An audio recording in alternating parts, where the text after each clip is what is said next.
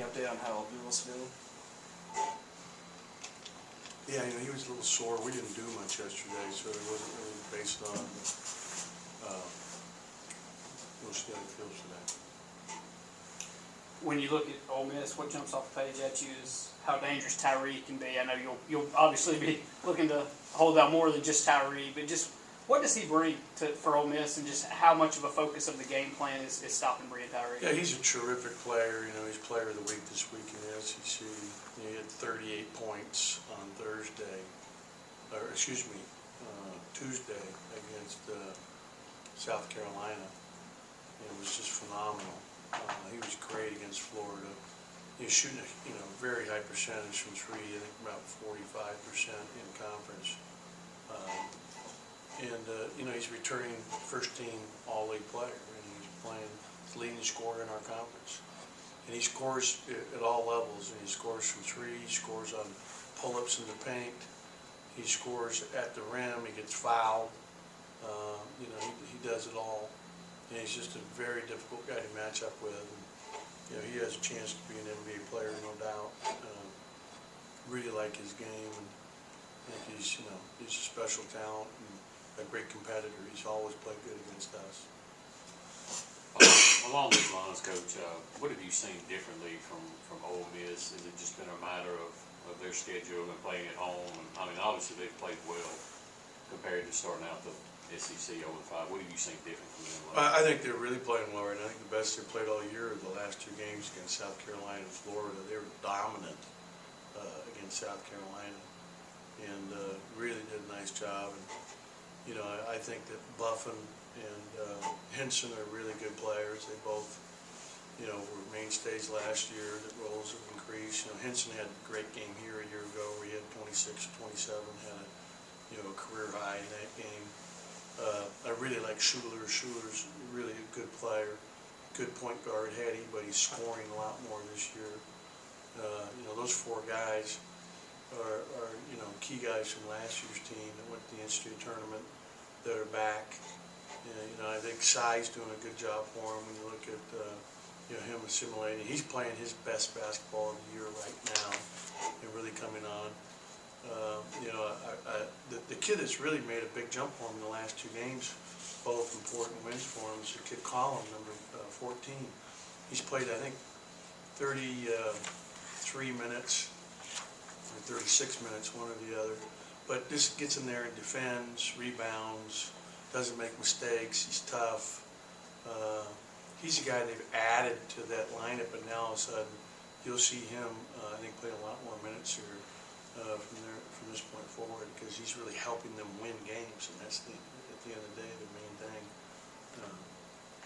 Obviously, you talk a lot about one game at a time, but we're looking at the schedule. 5 of the next 7 are on the road. Just kind of a dumb question. Obviously, your team has to have a different mentality on the road to grind through that. Just what's it going to take for this team to find more road success?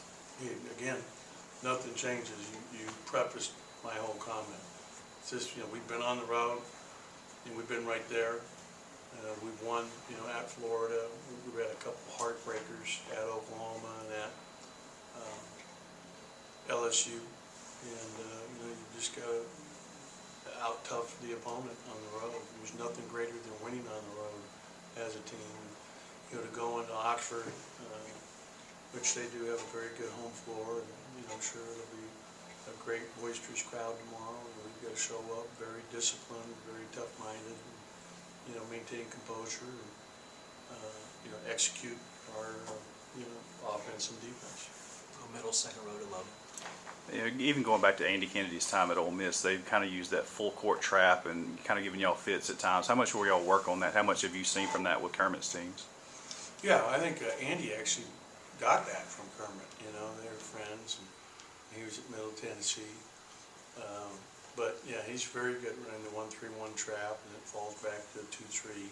They're also playing a little more 2-3 zone as of late, just as a primary defense, without being in the 1-3-1 first.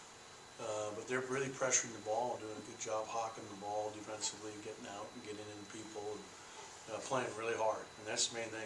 Their players are playing incredibly hard. And you look at some of their losses they had in the conference.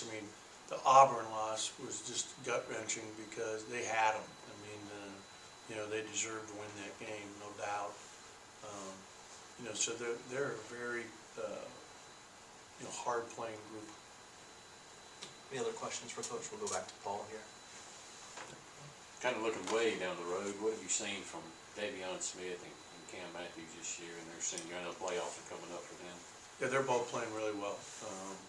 You know, Davion's one of the top teams in the country. I think they were 4th or 5th in the country last time I checked. He's having a spectacular year. He's a really, really heady, smart player, and very, very talented. What I'm excited about for him is he's shooting the ball more from 3. That's something I encourage him to do. He can get by anybody, so there's never a problem to get. It's almost like, well, why should I shoot if I can just get to the rim every time? Because no one can stop him from penetrating. But he's a very good shooter. He's shooting the ball well from 3. And Cam is having a really good year as well. And they play a very tough schedule. You know, their coach does a good job of scheduling opponents outside from other areas. They play a very rigorous, tough national schedule. And they've done that, you know, in the last few years. And so that's been a good experience for him. And he's playing really well and, you know, putting up good numbers, not only scoring but rebounding.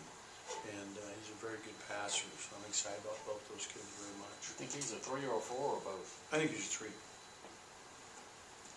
When you think about Mississippi State versus Ole Miss and how intense the rivalry is in football, is it that same intensity in basketball? Do you feel the same amount of I don't know if pressure is the right word, but I think you feel it more in a basketball game. You know, I mean, it's enclosed. I mean, there's way more intensity in a closed building when everybody's right on top of you. And I think it's great in football, no question. But in terms of the intimacy of a basketball game, there's nothing like it. That's why, you know, it's the fastest growing, you know, sport in the world. It's just a great atmosphere, and so you feel it for sure. There's no question. Whatever we play them in, you know, any sport, you know, there's competition to be the best. And yeah, so there's no question we feel it very strongly, as I know they do too. Thank you, guys. We'll see you tomorrow. Thanks, man.